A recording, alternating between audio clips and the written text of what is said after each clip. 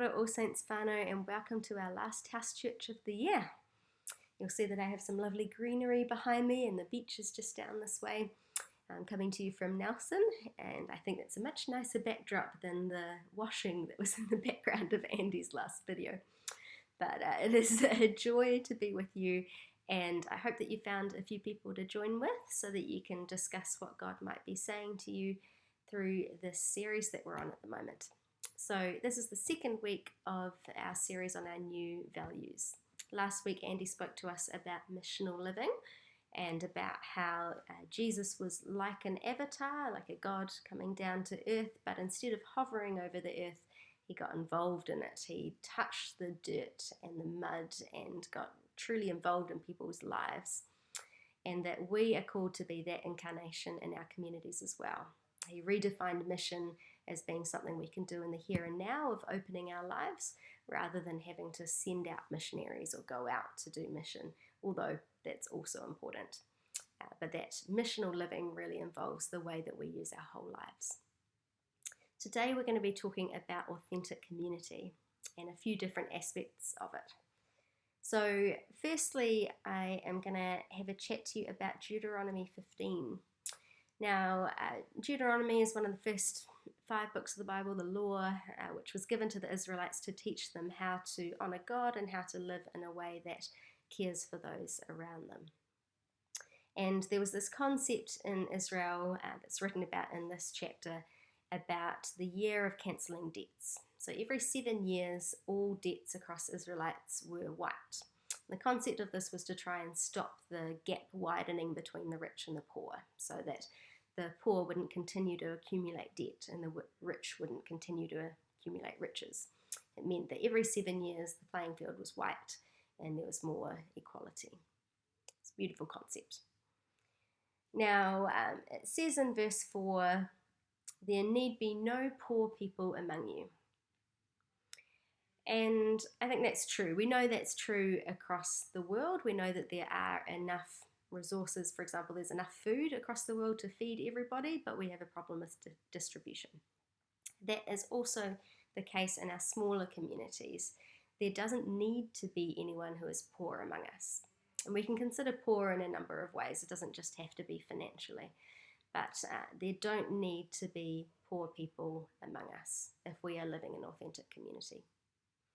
But as it continues on to verse 7, it says, "If anyone is poor among you, among your fellow Israelites, in any of the towns the land your God, the Lord your God is giving you, do not be hard-hearted or tight-fisted toward them. Rather be open-handed and freely lend them whatever they need." So there don't need to be any poor people among you. But if there are some ways that we can help. And if we continue on to verse 11, "There will always be poor people in the land. Therefore I command you to be open-handed toward your fellow Israelites who are poor and needy in your land." And I think that really is the reality. There don't need to be poor people. If there are, we can help. But the reality is there will be people in need. There will be people who are poor in many senses of the word. And so my question for you in our All Saints whānau is, do you know who is poor? Do you know who the poor people are in any sense of the word? And I think one of the first aspects of authentic community is we have to know one another. And more than just turning up on a Sunday and saying hi, or on a Wednesday and saying hi, but do we actually know one another? So I wrote in the news sheet this week that I was really grateful for people inviting us into their homes, and it's just this beautiful way for us to start to get to know you and hopefully to get to know us a little bit and to start this depth of relationship where we can start to know what each other needs and then hopefully be able to help each other within that. And another example of this is Andy spoke a few weeks ago about what happened after the earthquakes in Christchurch, and about how our church, when we were there at the time, they gathered together. We had prayer meetings every morning straight after the earthquakes, because most people, their work was closed, university was closed, and so We were suddenly on this sort of weird holiday with aftershocks and no power and limited sewage. But we essentially met together a little bit like the early church did. We ate together, we prayed together, and then we were sent out to help wherever we could. And that, in one sense, is a beautiful sense of community. It really felt like we would be in community with each other. Lots of us lived near each other in an intentional community as well. And so it was this wonderful time of being able to journey deeper with each other. But there was one person that I lived with who was not at those prayer meetings, and they were not out shoveling silt or picking up food from supermarkets. And that's because they were a doctor at the hospital at the time. And they had a very different experience than we did. They barely had time to come home and sleep. They would sometimes be able to make it home for about 5 hours before they would go straight back to hospital and keep working and working and working. They were fairly traumatized from this. It was just awful. There were people in the corridors from buildings collapsing in town and not having enough beds for them. And I think if we had just focused on our prayer meetings and our gatherings together, we would have missed that. We would have thought, oh, everyone's doing fine. We're all meeting each other's needs. Look at us going and doing this mission. Aren't we great? But actually, we needed to remember my friend at home for the few hours that he was there trying to catch some sleep. And we needed to pray for him in the hospital as he tried to minister for people in a way that we couldn't. And that was just such a beautiful thing for him to do, but he had needs in that, and we needed to be aware of that. And I think in our All Saints whānau, it makes me wonder, who are the people who are in need? Who are the poor people in our community? And how can we serve them? And do we even know who they are? Because in a community where we are largely, not all, but largely wealthy or middle class or comfortable in the way that we live, fairly privileged, we can sometimes forget that actually there are people in need around us. There are people in need in our own community. But do we know who they are? So firstly, do we know who they are? Secondly, if we don't, how do we find out? And thirdly, what can we do to help them? The next thing I'd like to talk about is the concept of how we look at one another, how we view one another. I'm going to read you a little bit from C.S. Lewis's book, The Screwtape Letters. I don't know if you've heard of this before, but it's quite an amusing book, but also very sort of digs deep into our souls of the reality of what we are tempted by. So it was written in 1942, but it's still very relevant now. And the general concept is that there's an older devil who is instructing a younger devil how to tempt the person that this younger devil is in charge of. And so the person that this younger devil is in charge of tempting has just become a Christian. And this is what the older devil writes. When he gets to his pew and looks around him, he sees just that selection of his neighbours whom he has hitherto avoided. You want to lean pretty heavily on those neighbours. Make his mind flit to and fro between an expression like the body of Christ and the actual faces in the next pew. It matters very little, of course, what kind of people the next pew really contains. You may know one of them to be a great warrior on the enemy's side, that's God's side. No matter, your patient, thanks to our Father below, is a fool, provided that any of those neighbours sing out of tune, or have boots that squeak, or double chins, or odd clothes. The patient will quite easily believe that their religion must therefore be somehow ridiculous. And so, as we consider this, it is really important for us to remember, and we may have been told this before, but for this really to sink in, that we are all precious children of God, and so is everyone else. We are all loved, we are all unique, we are all special, and so is everyone else. That actually the way that we look at one another, the way that we view people we struggle with, people we have conflict with, people we disagree with, people we find irritating or annoying, the way that we interact with them and the way that we view them needs to be more through God's eyes. And so Jesus, as he washed his disciples' feet, he chose to be beneath them, to be a servant to them when he deserved to be at the top. And we need to be similar in the sense that we need to choose to view each other in a way that is honoring of one another. And so here I would encourage you to have a think about if there are people that you struggle to have patience for or to forgive quickly.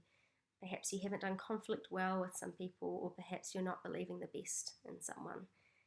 Have a think about those situations within our All Saints whānau. How can we be authentic community together where we don't have these barriers, where we're not viewing ourselves as better than anyone else, or not looking at people and saying, oh, that's not something a Christian would do, or, oh, well, that person clearly has the wrong end of the stick. But instead, choosing to view each other as beautiful children of God, all of us. And the final thing I'd like to talk about is it's a concept called MRI, or Most Respectful Interpretation. I actually learnt this through a work conference, and I think it's really good.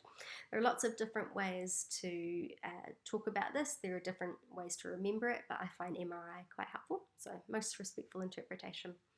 And what it's talking about is when something happens, or somebody does something or says something, you can choose to have the most respectful interpretation of that. So an example of that would be, say there was a hole in the wall from a youth group kid, and our most respectful interpretation of that could be something like, well, it was probably an accident, the game was probably really fun, and hopefully lots of young people engaged in it. Isn't it wonderful that we have young people here in this building? Or perhaps somebody doesn't reply to your message that you sent them. You could choose to think, well, maybe they were busy, maybe something popped up, maybe they missed it. Some people view this attitude as being quite naive, and that sometimes you miss things, you miss deliberate acts of rebellion, or people who are doing things that are irritating and actually need to be corrected, that kind of thing.